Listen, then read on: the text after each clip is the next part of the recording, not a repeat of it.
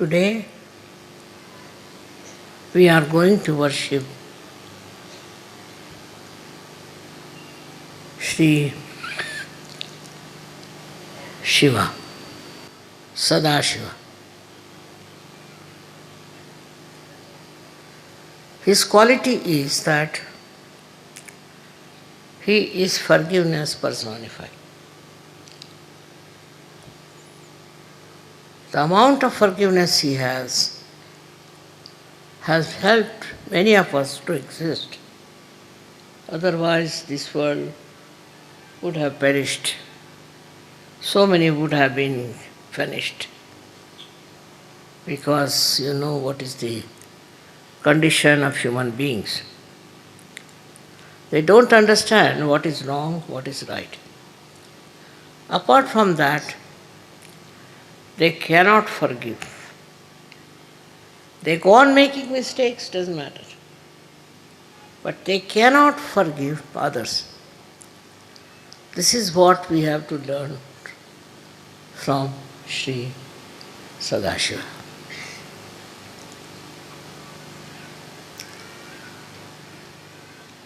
आज हम लोग श्री सदाशिव की पूजा करने वाले हैं। इनका विशेष स्वभाव ये है कि इनकी क्षमाशीलता इतनी ज़्यादा है कि उससे कोई इंसान मुकाबला नहीं कर सकता। हर हमारी गलतियों को माफ़ करते। वो अगर न करते तो ये दुनिया ख़त्म हो सकती थी, क्योंकि उनके अंदर वो भी शक्ति है जिससे वो इस सृष्टि को नष्ट कर सकते। इतने क्षमाशील होते हुए भी ये शक्ति उनके यहाँ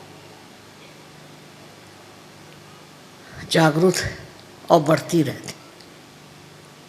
इसी शक्ति से जिससे वो क्षमा करते हैं, उसी के परिपाक से या कहना से अतिशयता से फिर वो इस संसार को नष्ट भी कर सकते। तो पहले तो हमें उनकी क्षमाशीलता सीखनी चाहिए। किस कदर क्षमाशील, छोटी छोटी चीज़ों को लेकर के हम लोग झगड़ा करते हैं, छोटी छोटी बातों पर हम झगड़ा करते हैं, पर ये किस कदर क्षमाशील है और क्षमा करते करते उस चरम सीमा पर पहुंच जाते हैं जहाँ से इनके अंदर ये नष्ट करने वाली शक्ति जागृत होती है।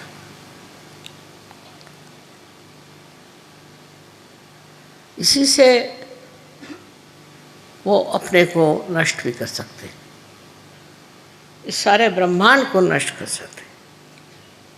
जो भी कुछ सृष्टि बनाई गई वो सारी नष्ट हो सकती। इसलिए हम लोगों को याद रखना चाहिए कि अगर हम क्षमा करना नहीं सीखेंगे, अगर हमारे अंदर क्षमाशीलता नहीं आएगी, तो हमारे अंदर एक दिन बहुत ज़्यादा नष्ट करने की शक्ति आ जाएगी। हम ही लोग अपने ही लोगों को नष्ट करेंगे। इसलिए हर समय दक्ष रहना चाहिए, पता लगाना चाहिए, नज़र रखनी चाहिए कि हम बेकार में तो लोगों पे नाराज़ नहीं होते, बेकार में हम दूसरों के साथ दुष्टता तो नहीं करते। किसी भी हालत में आपको अधिकार नहीं कि आप किसी पर नाराज़ हो। जब शिव नहीं होते तो आप क्यों होते? लेकिन इंसान बहुत ज़्यादा नाराज़ होता है। इतने तो कोई जानवर भी नहीं होते। कोई वजह ना हो तो जानवर कुछ नहीं करता। इसी प्रकार जब हम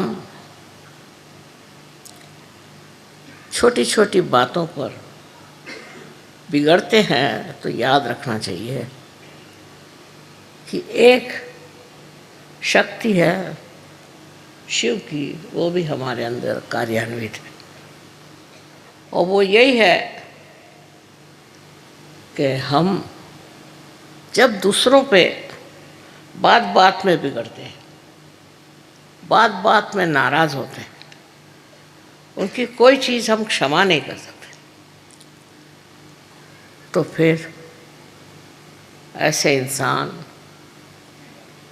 क्या कहाँ पहुँच सकते हैं। जहाँ जहाँ बड़े युद्ध हुआ है, जहाँ जहाँ बड़ी आफतें आई, वहाँ पर यही कारण रहा है कि मानव जाति को दमन किया गया, नष्ट किया गया।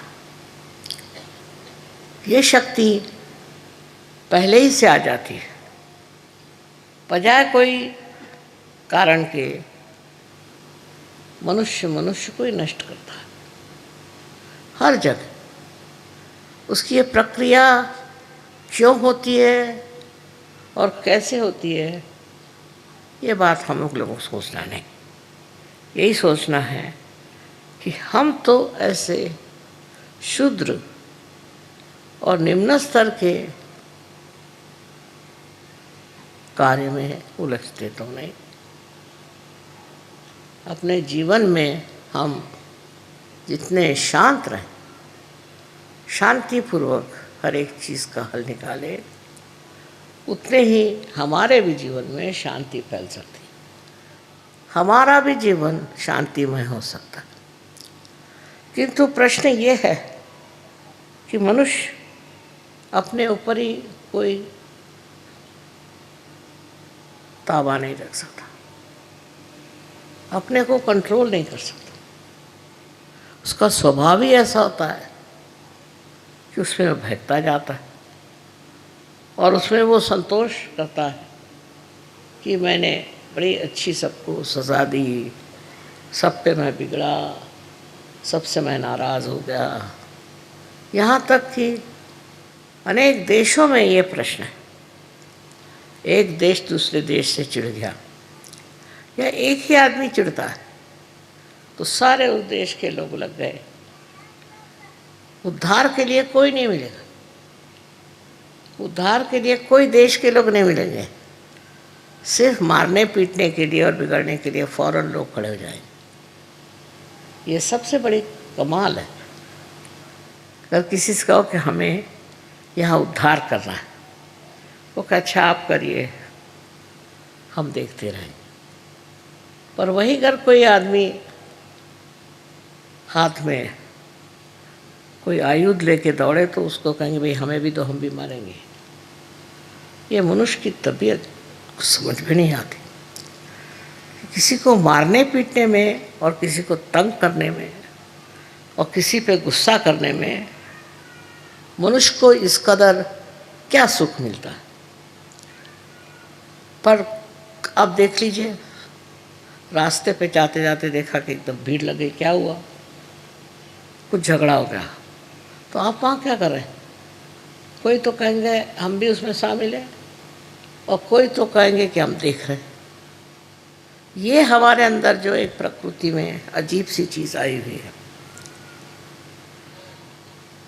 ये हमारे अंदर से निकालने वाला एक ही है, वो है शिव शंकर।